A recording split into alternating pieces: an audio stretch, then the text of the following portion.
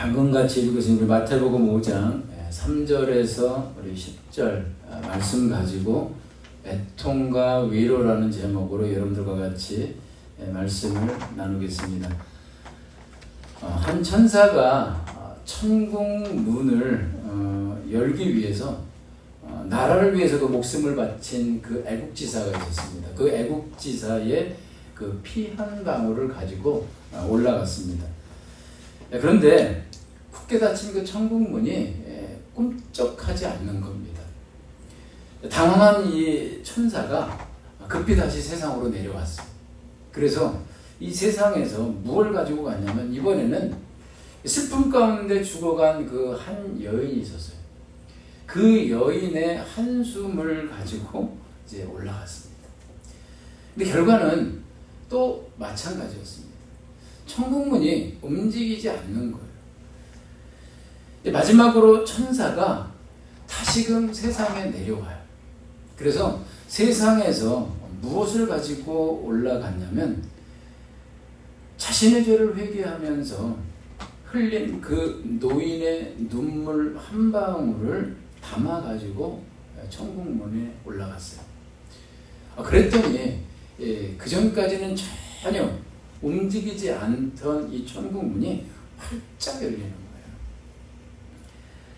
참 의미하는 바가 이제 많다고 여겨집니다. 눈물은 우리들이 이제 이게 화학적으로 분석해 보면 그 약한 그런 소금물에 이제 지나지 않는다고 하죠. 하지만 우리가 흘리는 그 눈물에 우리들의 그 진실한 그런 그 마음이 담긴 그 눈물은요, 우리 여호와에서도 이야기했었던 것처럼 어떻게 해요? 굳게 닫힌 그런 천국문으로 활짝 연다. 뿐만 아니라 우리들이 그 마음에서 속 깊이에서 우러나오는 그 눈물은 보는 사람들의 마음, 돌같이 이제 굳어졌건 단단했던 그 마음조차도 녹이는 그러한 힘을 가지고 있죠. 특별히 남자들이 눈물에 이렇게 약하죠. 이제 남자가 됐든 여자가 됐든 흘리는 그 눈물 앞에 약합니다. 이제 우리들도 이제 살아가다 보면 믿음의 길을 걸어가다 보면 때로는요 우리들이 눈물을 흘려야 될 때가 있죠. 눈물 없이는 지나가지 못하는 그런 시간을 걸어가야 할 때가 있습니다. 그럴 때 우리는 하나님을 향해서 하나님을 놓치지 않아야 되고요. 그 하나님을 향해서 기도하면서 그 일들을 맡길 수 있어야 돼요.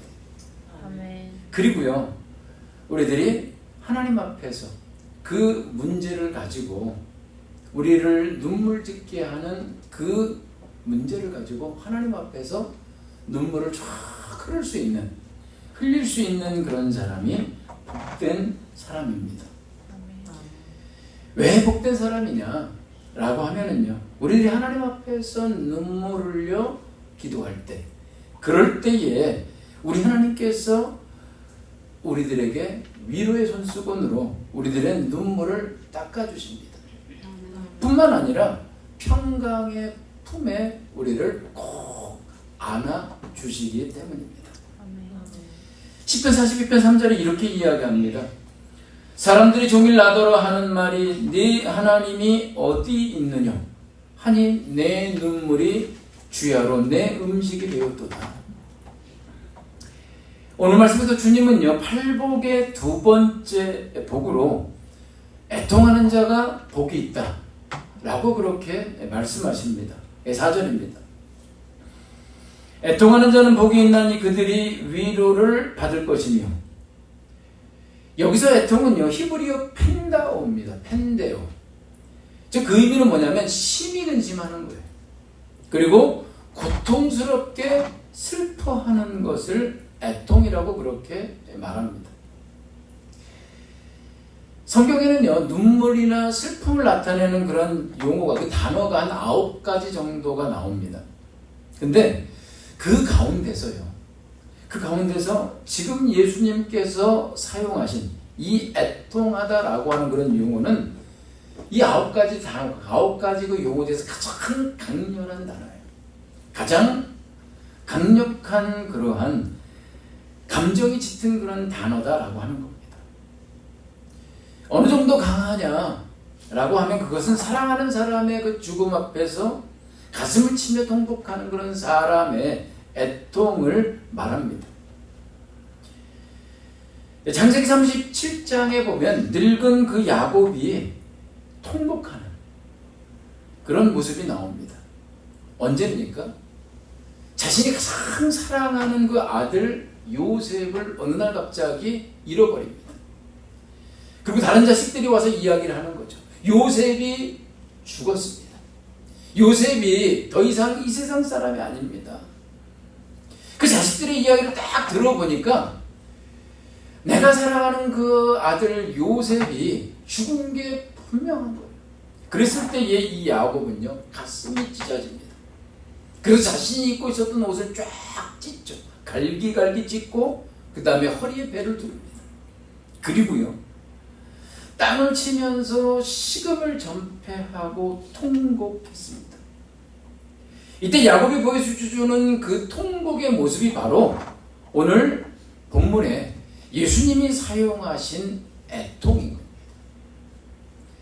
내가 정말 눈에 넣어도 아깝지 않은, 아프지 않는 그 자식을 잃었을 때의 속에서부터 저절로 그렇게 울려 나오는 그 슬픔, 그 통곡의 그 고통이 바로 애통입니다. 제가 한번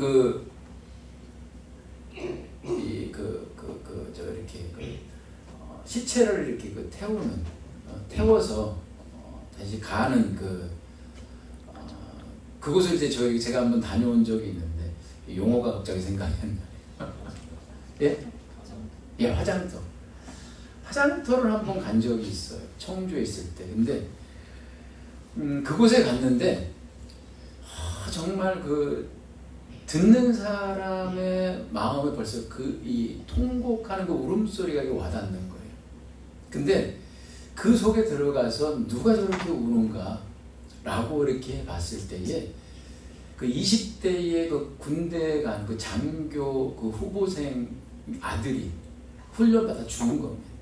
그랬을 때 그 엄마가 많이 돼봤자 50대 정도 됐겠죠. 그 엄마가 그 자식을 앞서 보내면서 그 화장터에서 눈물을 지는 거예요. 얼마나 통곡을 하는데 그 통곡이 듣는 사람들의 가슴을 쫙 쩝니다. 오늘 말씀에 나오는 예수님의 말씀하시는 애통이 바로 그와 같은 겁니다. 오늘 말씀에서 주님은 이렇게 이야기하십니다. 애통하는 자는 복이 있나니 라고 이야기할 때 이 애통이 이처럼 어떻게 해요? 우리들 안에 있는 그런 슬픔과 고통에 고통이 강력하게 담겼다라고 하는 겁니다. 그러면 이제는 무엇으로 인한 그런 애통이냐, 그리고 무엇에 대한 애통이냐 라고 하는 것을 한번 알아보려고 합니다. 여기서 주님이 말씀하시는 애통하는 자가 복이 있다 라고 하시면서 그 애통을 우리들에게 주문하실 때에 그 애통은 어떤 애통이냐면요, 첫째는 의인의 고난으로 인한 애통입니다. 즉 우리가 믿음으로 살아갈 때 겪는 그런 다양한 일들로 인한 애통입니다. 여러분, 우리들이 살아갈 때에 예수를 믿지만 항상 기쁘지 않습니다. 어떤 때는 우리들이 슬퍼해야 되고 눈물을 흘려야 될 그러한 일들을 겪게 되는 거죠. 이럴 때에 우리들이 중요한 원칙이 있어요. 그것은 뭐냐면 하나님 앞에서 애통하는 겁니다. 그럴 때 우리는 애통하는 그런 상황에서 우리들은 하나님으로부터 위로받고 건진받게 되어집니다. 아멘. 대표적인 케이스가 있는데 바로 사무엘의 엄마 한나입니다. 사무엘상 1장 10절에 이렇게 얘기가 나옵니다. 한나가 마음이 괴로워서 여호와께 기도하고 통곡하며. 여러분, 한나는 아주 행복하게 살았던 사람입니다. 남편의 사랑을 한껏 받았죠. 근데 이 행복하게 살던 한나가 어느 날부터 불임으로 인해서 아주 지독한 그런 고통을 받는 자로 그 삶의 처지가 바뀌게 됩니다. 아이를 낳지 못하니까 집안의 대를 잇기 위해서 둘째 부인 분인나가 들어옵니다. 집에 들어온 이 분인나는 애를 낳았어요. 근데 가정의 그 수건 사업을 해결해 줬는데 여전히 남편은 누구를 사랑하느냐면 한나를 사랑하는 거예요. 애를 낳지 못하는 한나를 계속 그 남편이 사랑하자 한나는, 이 분인나는 한나를 괴롭히기 시작합니다. 분인나의 괴롭힘이 너무너무 견디기 힘들었습니다. 그래서 한나는요, 그 고통을 하나님께 갖고 나아갔습니다. 그리고 하나님 앞에서 자신의 슬픔을 쏟아놓는 거예요. 그리고 하나님께 간절하게 눈물로 기도했습니다. 이처럼 하나님 앞에서 애통한 그 슬픔의 눈물을 흘렸었던 한나는 하나님의 위로를 받습니다. 그래서 그녀의 삶의 처지가 역전되어졌어요.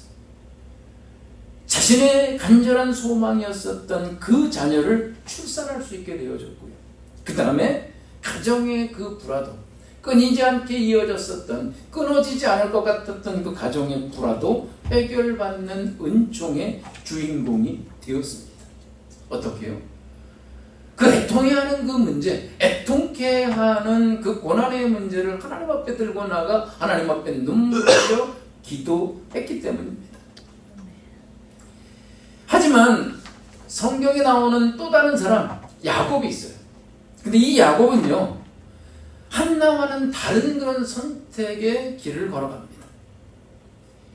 이 야곱도 아까 이야기한 것처럼 아주 가슴이 찢어지는 그러한 아픔을 겪습니다.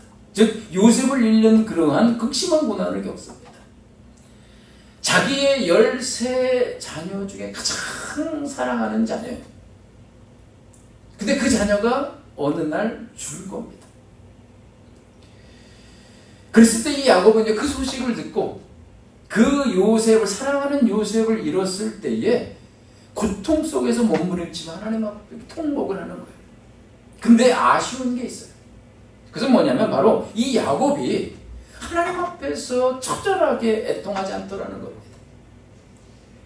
앞서 나왔었던 한나는요, 그 고난의, 그 고통의 문제를 가지고 하나님 앞에 나갔어요. 그리고 하나님 앞에 간절히 눈물을 흘리기도 했어요. 근데 야곱은요, 몸부림치고 그렇게 땅을 치면서 그가 애통해하며 울었지만 그 애통이 어디에서요? 하나님 앞에서의 애통이 아니었다는 거예요. 누구 앞에서요? 자기 안에 갇힌 그런 슬픔과 자기 고통 속에서 야곱은 애통해했다는 겁니다. 차이가 있죠, 그죠? 그랬을 때 야곱은 어떻게 되어지냐면 애통케 하는 사건이 발생하게 되어진 그 원인이 그 가정에 있었거든요. 특별히 누구요? 이 야곱에게 있었어요. 야곱이 그 많은 그런 자식들 중에서 요셉을 편애했거든요. 그랬을 때 그 요셉을 향한 야곱의 편애가 결국은 어떻게 해요? 요셉을 그 자식들이 팔아버리는 그런 천륜을 거스리는 일을 하게 했다라고 하는 겁니다. 근데 이 야곱이요, 그 엄청난 그런 일을 겪으면서 그가 자신의 가슴을 찢으면서 하나님 앞에 회개했지만 하나님 앞에서 회개하지 않고 자기 슬픔 속에서, 그리고 자기 고통 속에 자기 세계 가운데 갇혀서 슬퍼하고 애통했을 때에 그의 눈이 닫히더라는 겁니다. 그래서 그 고통의 원인을 어떻게 해요? 발견해내지 못하는 거예요. 그것을 깨닫지 못하는 겁니다. 그래서 야곱은 여전한 애통의 원인 속에 살아갔습니다. 우리는 어떤 모습이 많을까요?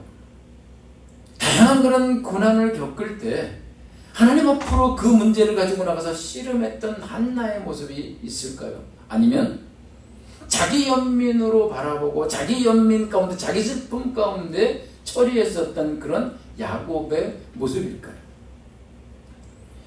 만약 야곱처럼요, 자기 슬픔에 갇혀서 그리고 자기 연민에 울타리를 우리들이 아무리 많은 그런 고통과 그리고 슬픔을 겪는다 할지라도 이 자기 연민에 울타리를 벗어나지 못하면 우리가 걸어가야 될 고난의 시간은 길어지게 됩니다. 쉽게 끝나지 않게 되는 거예요. 왜요? 그 근본 원인을 해결하지 못했기 때문입니다. 그렇기 때문에 우리는 어떻게 해요? 다양한 고난을 겪게 되어질 때, 그럴 때 우리는요, 그 다양한 고난을 어떻게 해요? 하나님 앞으로 가져가야 하는 겁니다. 한나가 그리했었던 것처럼 그 고난의 문제를, 그 슬픔과 그 아픔과 고통의 그 문제를 하나님 앞으로 들고 나가야 하는 겁니다. 그럴 때 우리는 억울할 수 있습니다. 그 일들을 겪어나가는 것이 정말 동의가 안 될 수가 있어요. 그렇다 할지라도 그 억울한 상황 속에서도, 그리고 암울하고 절망적인 그런 상황 속에서도 어떻게 해요? 우리들이 하나님을 의지하고 하나님 앞에서 우리들이 몸부림치면서 그 문제를 놓고 눈물을 흘려 애통해하고 기도할 때, 그럴 때에 하나님이 함께 하시는 겁니다. 우리들의 닫힌 눈을 열어주세요. 그리고 우리들이 그 일들을 어떻게 처리해야 나가야 할지를 하나님이 깨우쳐 주시는 겁니다. 그래서 합력해서 선을 이루는 그러한 창조적인 결과물을 억울한 그런 상황 가운데서도, 정말 답답한 그러한 처지 가운데서도 얻게 되어지는 겁니다. 그래서 로마서 8장 28절에 이렇게 이야기하는 거죠. 하나님을 사랑하는 자고 그 뜻대로 부르심을 입은 자들에게는 모든 것이 합력하여 선을 이루니라 말씀하고 계십니다. 다음으로는 본문이 말하는 애통은요, 자신이 지은 죄로 인한 애통입니다. 이 애통의 복은요, 팔복의 첫 번째 복인 심령이 가난한 자의 복과 연결되어 있습니다. 지난 팔복 그 설교 첫 번째 시간에 주중에 설교를 했습니다. 그 시간에 마음의 가난함에 대해서 여러분들에게 말씀드렸습니다. 마음의 가난함이 두 가지 마음인데, 첫째는 하나님을 열망하는 마음이에요. 나는 하나님이 필요합니다. 저는요, 하나님 없이는 안 돼요. 라고 하는 하나님을 갈망하는 마음이 바로 가난한 마음입니다. 그리고 또 다른 그 하나의 가난한 마음은, 마음의 가난함은 어떤 마음이냐면 바로 비워진 마음이에요. 우리 안에 가득 차 있는 것들이 있습니다. 살아가면서 여러 가지 그런 건축물들로 가득 차 있죠. 근데 그것들이 하나하나 비워지는 겁니다. 그 비워진 마음이 마음의 가난함입니다. 우리가 예수를 믿습니다. 그러면 예수를 믿는다고 해도 우리 마음에는요, 여전히 예수 믿기 전에 우리들 안에 구축되어져 있는 그런 건축물들이 있거든요. 그 건축물들이 어떻게 해요? 예수를 믿고 난 뒤에도 힘을 발합니다. 지금 우리가 예수를 믿는다고 해서 예수를 믿는 그 순간 우리들의 삶이 180도 확 바뀌느냐? 그렇지 않습니다. 여기서 이야기하는 그런 건축물은요, 무엇이냐면 바로 세상의 가치관이기도 합니다. 그리고 우리 안에 습득되어진, 형성되어진 그런 습관이기도 하고요, 익숙한 그런 삶의 방식이기도 합니다. 뿐만 아니라 자기 연민과 그리고 자기 사랑, 그리고 자기 편의와 같은 그러한 내중심적인 그러한 삶의 시스템이기도 합니다. 하나를 더 이야기하면 우리 안에 고착화되어진, 그리고 자주 발동되어지는 그런 자기 감정이 있어요. 자기 사랑의 모습이 있습니다. 늘 자주 불평하고, 그리고 늘 자주 원망하고, 늘 자주 칭찬받으려고 하고 인정받으려고 하고 하는 그런 자기 감정의 그런 부분들이 있는 겁니다. 그렇기 때문에 이와 같은 기존의 건축물들이 우리 안에 세워져 있는 거예요. 그래서 우리들이 예수를 믿어도 이 기존의 건축물들은 여전히 어떻게 힘을 발한다라고 하는 겁니다. 그렇기 때문에 우리 안에는 하나님 나라의 것들이 들어오기가 어렵습니다. 왜요? 이것이 힘을 발하고 있는 거예요. 그렇기 때문에 제임스 패커가 자신의 책 그 하나님의 계획에서는 이렇게 이야기합니다. 우리는 예수를 믿으면 그냥 예수 믿는 것으로 그치지 않고 그 다음에 반드시 해야 되는 작업이 있다라고 이야기합니다. 그 작업이 어떤 작업이냐면 바로 우리 안에 형성되어져 있는, 우리 안에 구축되어져 있는 기존의 건축물들을 허무는 작업을 해야 한다 라고 그렇게 말합니다. 그래야 그 다음에 비로소 우리 안에 하나님 중심적인 그런 삶이 구축되어질 수 있다 라고 그렇게 말하는 겁니다. 내 중심적인 그런 세계가 구축되어져 있어서요, 그 안에 하나님의 것이 포고들 수가 없는 겁니다. 그렇기 때문에 우리는 하나님의 말씀을 붙잡고 우리 안에 구축되어져 있는 그 기존의 건축물들을 허물어내는 그 작업을 해야 합니다. 아멘. 주님은요, 마태복음 4장 17절에서 이렇게 이야기하십니다. 예수께서 비로소 전파하여 이르시되 회개하라 천국이 가까이 왔느니라. 우리 주님도 성경 곳곳을 통해서도 동일한 그런 이야기를 하십니다. 어떤 이야기요? 너희들의 마음을 비워야 한다 라고 말씀하십니다. 이렇게요, 기존의 그 건축물들, 우리 안에 세워져 있는 기존의 건축물들을 허물어내는 작업, 그것이 바로 오늘 말씀에서 이야기하는 애통입니다. 나의 죄와 악을 바라보는 거예요. 여전히 힘을 발하고 있죠. 그건 내 안에서 여전히 움직여 나가는 그러한 나의 못된 성품이 있고요. 그리고 고쳐지지 않는, 쉽게 바뀌어지지 않는 그런 기질들이 있는 거예요. 그것들을 어떻게 해요? 그것을 바라보고 그것을 붙들고 하나님 앞에 나가서 고통스럽게 눈물을 흘려서 회개하고 하나님 바뀔 수 있도록 해주십시오. 하나님, 이것이 나에게서 뽑혀질 수 있도록 해주십시오 라고 변화를 기도하는 겁니다. 이때요, 이렇게 애통해할 때 나의 죄를 바라보고, 그리고 내 가정의 그런 죄를 바라보고, 그리고 내 가정의 그런 시스템 게으르고, 그리고 자기 안에, 내 안에서 힘을 발하는 자기 연민, 자기 사랑, 자기 편의, 자기 중심적인 그런 세계들을 바라보면서 우리들이 회개에 나갈 때, 여러분, 그 회개가 고통스럽게 이루어져야 합니다. 고통스럽게 이루어져야 돼요. 그럴 때 우리 안에 힘을 발하던 그 옛 성품, 그리고 옛 구조물들, 그 기질들이 그제서야 뽑혀져 나가고 힘을 잃게 됩니다. 아멘. 그래서 고통스럽게 그 부분을 바라보면서 하나님 앞에 회개의 눈물을 흘릴 수 있어야 하는 거예요.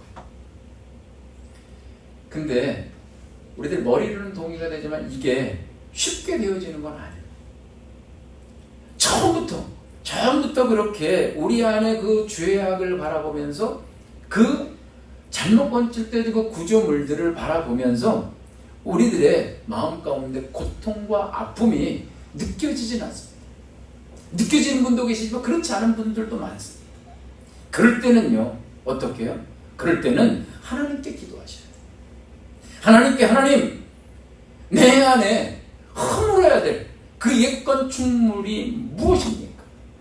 그것을 좀 알게 해주십시오라고 하나님께 기도하셔야 돼요. 그리고 우리들의 눈에 보여지는 그 건축물들, 하나님의 말씀을 배우면서 우리들이 알게 되어진 내가 버려야 될 자기중심적인 그런 부분들, 자기 연민, 그리고 자기 사랑의 부분들을 가지고 하나님께 회개를 시켜야 합니다. 하나님, 내 안에 게으름이 있습니다. 하나님, 내 안에 거짓하는 부분들이 있습니다. 하나님, 내 안에 포갑의 부분이 있습니다. 내 안에 공격적인 그런 부분이 있습니다. 하나님, 내 안에 메마름이 있습니다. 하나님께 그것이 고통스럽게 여겨지지 않더라도 우리들이 그것을 지식적으로라도 회개하기 시작해야 합니다. 그러면요, 그 지속적인 그런 회개 속에서 우리의 감각이 살아나요. 처음에는 그것이 무디어요. 느껴지지 않습니다. 하지만 반복적이고 계속적인 그런 회개 가운데에 어느 순간부터는 조금씩 느껴집니다. 그리고 그 시간을 지나게 되면 그것이 정말 고통스럽게 보여지는 때가 옵니다. 이런 죄악에 대한 그런 깊은 고통 속의 회개로 점차 계속적인 그런 회개 가운데 바뀌어가게 된다 라고 하는 겁니다. 이런 애통의 과정 속에서 지금까지 우리 안에 힘을 발했었던 그 내중심의 그 세계, 잘못된 그런 구조물들이 와해가 되어집니다. 그리고 하나님의 나라가 새롭게 건축되어지는 그런 역사가 교차되어져서 일어납니다. 애통하는 자는 복이 있나니라고 주님이 애통할 것을 우리들에게 말씀하셨어요. 우리 안을 바라보면서, 우리 안의 그 죄와 악을 바라보면서 애통해라 라고 주님이 말씀하셨죠. 이 하나님의 말씀에 순종해서 우리들이 애통하기 시작하였을 때, 그럴 때요, 그 애통은 참 놀라운 그 힘을 발휘해요. 나에게서 시작된 그 애통이 어떻게 해요? 나에게 절대 머물지 않습니다. 내가 나를 바라보면서, 나의 죄악을 바라보면서 하나님 앞에 회개하는 거예요. 고통스럽게 그 눈물을 흘리며 기도하는 겁니다. 그럴 때 그 애통은요, 나에게서 절대 머물지 않아요. 어떻게 해요? 나를 넘어서 그 다음은 내 자녀를 위해서, 그리고 내 가정, 그리고 내 형제, 그리고 사회와 국가와 세계의 죄를, 그런 불의를, 잘못되어진 그런 구조물들을 바라보면서 애통해하는 그런 영적 지경의 확장이 이루어집니다. 아멘. 이것과 동시에 우리 안에는 하나님의 나라가 점점 더 어떻게 해요? 힘있게 세워지겠죠. 이처럼 우리가 우리 자신과 타인의 죄를 바라보면서 애통의 눈물을 흘릴 때 하나님이 기뻐하십니다. 하나님이 기뻐하십니다. 그리고 애통의 눈물을 흘리는 사람에게 하나님의 위로가 주어집니다.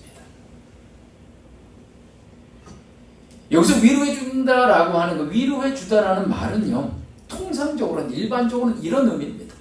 격려하다, 그리고 끌어안고 어루만지다, 그리고 좋은 말로 힘을 주다 라고 하는 뜻입니다. 근데 여기서는 그런 통상적인 의미를 아주 넘어서요, 훨씬 넘어서는 아주 적극적인 그런 의미가 담겨 있습니다. 어떤 의미냐면 바로 하나님께서 직접 주체가 되어져서 죄악에서 우리들이 고통스러워하는, 우리들을 힘들게 하는, 우리들을 무너뜨리는 그 죄악에서 어떻게 구원하시고, 그리고 변화시키는 변형의 역사를 주도하신다 라고 하는 의미입니다. 아멘. 즉 하나님께서 우리를 억압하고 우리를 고통스럽게 하는 그 악의 세력들, 그 악의 그 구축물들을 어떻게 해요? 직접 쳐부수고 구원하시고 해방시켜 주신다는 뜻입니다. 또한요, 암울하고 절망적이고 정말 척박한, 안 변할 것 같습니다. 어떻게 저것이 변할까? 30년을 오고 50, 40년을 왔는데 어떻게 저 모습이 바뀔 수 있을까? 내가 정말 안 바뀔 거야. 우리들의 마음이 단념하는 그런 부분들도 있습니다. 하지만 그것조차도 어떻게 해요? 우리들이 하나님 앞에 그 악을 놓고, 그 죄악된 구조물을 놓고 하나님께 회개에 들어갈 때, 애통하는 눈물을 흘릴 때에 그것이 어떻게 해요? 하나님께서 그것을 바꿔나가시는, 변화시켜 나가는 역사를 행하신다는 겁니다. 아멘. 이것이 바로 죄악의 현실을 우리들이 눈물 흘려 애통해하는 자에게 약속하신 하나님의 위로의 손수건의 역사입니다. 성경에는요, 이렇게 죄악의 현실을 애통의 눈물로 회개하는 것을 통해서 놀라운 그런 회복의 역사를 경험했던 사람들이 참 많습니다. 오늘은 한 사람을 들으려고 합니다. 바로 느헤미야입니다. 포로기를 살았었던 그런 느헤미야. 포로기는 이스라엘이 망했죠. 하나님의 말씀을 듣지 않고 불순종으로 계속 걸어가다 결국은 망해서 이방 땅에서 포로로 생활하던 그 시절이 그 포로기를 살았던 느헤미야입니다. 느헤미야서 1장 4절입니다.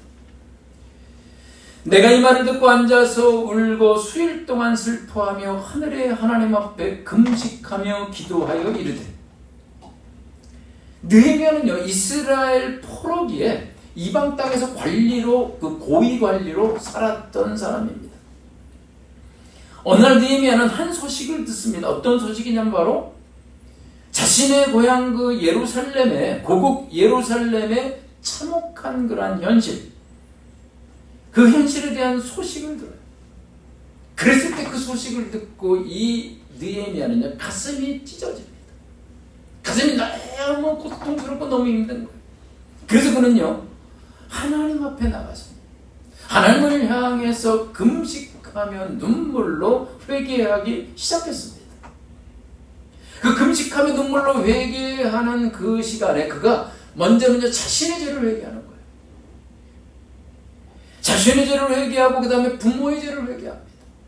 그리고 조상과 민족의 죄를 계속 회개해 나가는 거예요. 아주 긴 시간 동안 회개하면서 하나님 앞에서 애통의 눈물을 뿌렸습니다. 이렇게 느헤미야가 애통의 눈물을 하나님 앞에 뿌리면서 회개했을 때 그 속에서 아주 놀라운 역사가 일어났습니다. 그것은 뭐냐면 오랜 시간 무너졌었던 그 예루살렘 성벽이 여러 번에 걸쳐서 세우려고 했지만 세울 수 없었던 그 예루살렘 성벽이 아주 짧은 시간에 느헤미야를 통해 건축되어졌습니다. 이것이 첫 번째 놀라운 하나님의 역사가 일어난 겁니다. 그리고 이어서요, 그동안 오랜 시간 동안 무기력 속에 살아가던 계속 예루살렘을 일으키려고 하고 그리고 포로로 살아갈 때에 그들 안에는 무기력이 자리 잡았어요. 무력감이 생겼어요. 우리들은 안 돼. 우리들은 하려고 해도 되지 않아. 우리는 죄인이기 때문이야. 그 무기력 속에 살아가던 이스라엘 공동체가 다시금 신앙 안에서 일어서는 그런 회복의 새 역사가 쓰여졌습니다. 무엇을 통해서요? 한 사람이 하나님 앞에 눈물을 흘려 간절하게 자신의 죄를 보고 회개하고 그리고 자신의 가족의 죄를 회개하고 그리고 자신이 속한 그런 공동체, 그 사회와 국가와 민족을 위해서 하나님 앞에 간절히 회개했을 때 하나님께서는 놀랍게 그 죽어갔었던 그 무력감에 사로잡혀 있었고 무너져 있었던 그 이스라엘 안에 어둠이 거쳐지면서 그 이스라엘이 다시금 새롭게 일어나는 회복의 역사가 일어났습니다. 아멘. 여러분, 놀라운 사실은요, 이런 회복의 역사, 이런 위로의 역사가 어떻게 해요? 오늘 우리들에게도, 우리들의 현실 가운데서도 마찬가지로 일어난다는 겁니다. 여러분, 믿으시기 바랍니다. 아멘. 이것이 성경에만 기록되어져 있는 역사가, 이야기가 아니에요. 바로 오늘 이곳에서도 우리에게도 이와 같은 역사가 일어납니다. 아멘. 어떻게 해요? 우리가 우리 안에 무너진 그런 부분들, 우리 안에 주저앉아 있는 그런 부분들, 우리 안에 그 어둠의 그 죄악에 잠식되어져 있는 그런 부분에 대해서 어떻게 해요? 느헤미야처럼 애통의 눈물을 흘릴 때 하나님, 우리의 무너짐이 있습니다. 우리가 일어나지를 못합니다. 우리들의 힘으로는 안 됩니다. 라고 하나님 앞에 애통의 눈물을 흘리는 거예요. 그럴 때 그 무너진 현실 가운데 일어나는 놀라운 회복의 역사가 우리들에게도 일어나게 됩니다. 다양한 형태의 그런 무너진 장벽이 있을 거예요. 근데 그 무너진 성벽에 하나님의 보호벽이 새롭게 세워집니다. 무너졌던 이스라엘의 그 예루살렘 성벽을 하나님이 다시금 강하게 세우신 것처럼 우리도 하나님 앞에 눈물을 흘려 회개할 때, 그럴 때 우리들의 삶을 세상의 그 어둠의 그 세력들로부터 지켜나갈 수 있는 그 하나님의 보호벽을 새롭게 세워주십니다.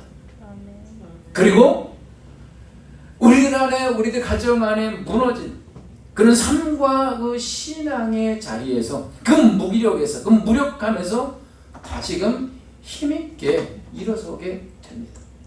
언제요?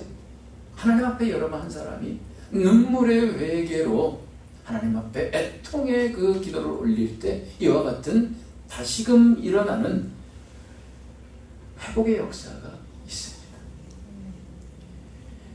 제가 이 말씀을 보면서 참 가슴이 뜨거워져. 야, 참 감사하다. 그래, 이 방법이 있었네.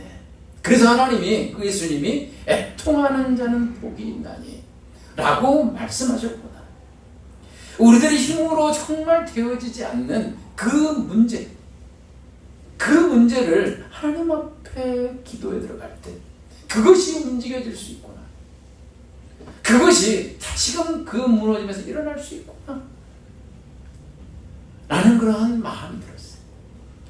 여러분 시험해 보시기 바랍니다. 여러분을 바라보시고, 그리고 여러분의 가정을 바라보시고, 여러분들의 주변을 바라보시고, 여러분 하나님 앞에 느헤미야처럼 하나님 앞에 다시금 여러분들의 눈물의 회개와 기도를 올려 보시기 바랍니다. 아멘. 그럴 때 하나님의 위로의 역사를 체험하시게 됩니다. 아멘. 시편 34편 18편에 이렇게 이야기합니다. 여호와는 마음이 상한 자를 가까이 하시고 중심으로 통회하는 자를 구원하시는도다. 하나님은요, 자기 죄와 타인의 죄에 대해서 무겁게 여겨요. 그리고 애통의 눈물을 흘리는 자들을 귀하게 여기십니다. 어떻게 귀하게 여기지 않을 수 있겠습니까? 그 한 사람의 애통의 눈물을 통해서 많은 사람들이 다시금 살아나게 되는데 어떻게 귀하게 여기지 않으실 수 있겠습니까? 오늘 말씀을 통해서 주님은요, 우리들에게 애통하는 자가 복이 있다, 그리고 애통하는 자가 위로를 받을 것이다 라고 말씀하셨습니다. 우리가 세상을 살아갈 때 불가피하게 다양한 아픔을 겪고요, 다양한 그러한 고통과 고난을 겪게 됩니다. 여기서 피할 수 있는 사람, 자유로울 수 있는 사람은 아무도 없습니다. 하지만 우리들이 그 아픔을 겪고 슬픔을 당하고 고통과 고난이 우리들을 붙잡는다고 할지라도 여러분 그 안에 그 아픔과 슬픔을 자기 자신 안에 가두지 말아야 합니다.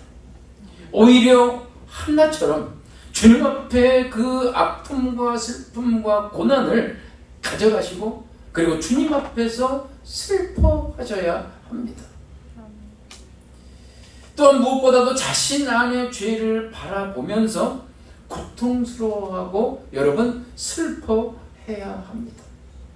여러분 그것을 당연시 여기고 이게 우리야 라고 하면서 그 죄악되어진 우리 안에 힘을 바라고 있는 그 죄악과 더불어서 여러분 친하게 친구로 그냥 살아가시면 안 됩니다.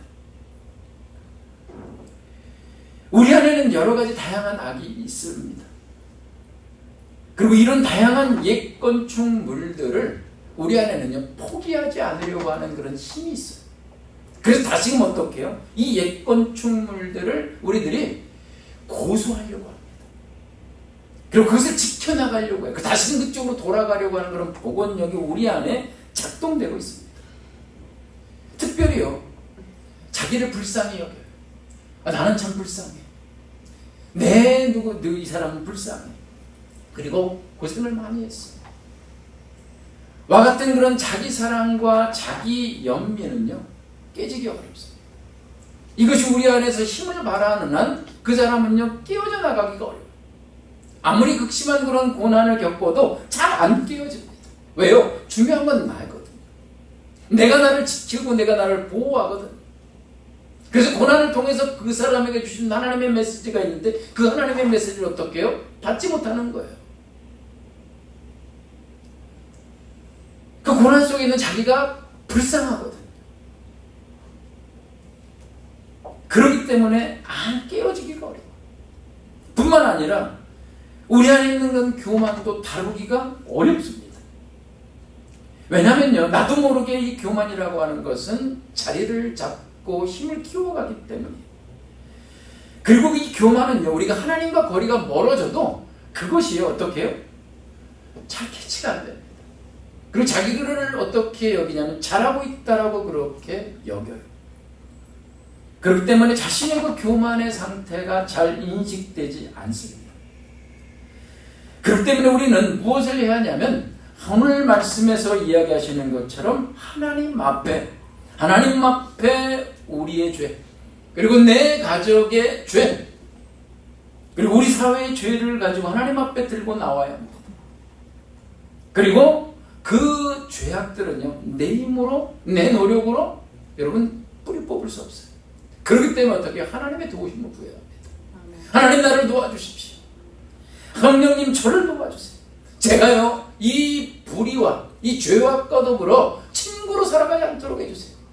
제가 이것과 더불어 너무 오랫동안 너무 친숙하게 살고 있는데 하나님 이제는 이것과 결별하게 하시고, 그리고 이것을, 이 죄악을, 이 게으름을, 이 안일함을 하나님, 내가 내 중심적인 것들을 하나님 도려낼 수 있도록 이것을 뿌리 뽑아나갈 수 있는 그 애통의 은혜를 나에게 주십시오. 그래서 제가 이 죄악을 하나님 앞에서 눈물을 흘려 회개하고 애통하는 자가 되게 해주세요 라고 여러분 하나님께 기도하시기 바랍니다. 기도하셔야지 돼요. 내 힘으로 하려고 하셔서는 안 됩니다. 그리고요, 여러분 이 애통의 기도를 해나갈 때 여러분 처음부터 아주 대단하게 되어질 거라고 여러분 생각하셔서는 안 됩니다. 처음부터 대단하게 되어질 것이라기보다는 스텝 지속적으로 계속해서 여러분 애통의 길을 걸어 가려고 하셔야 합니다.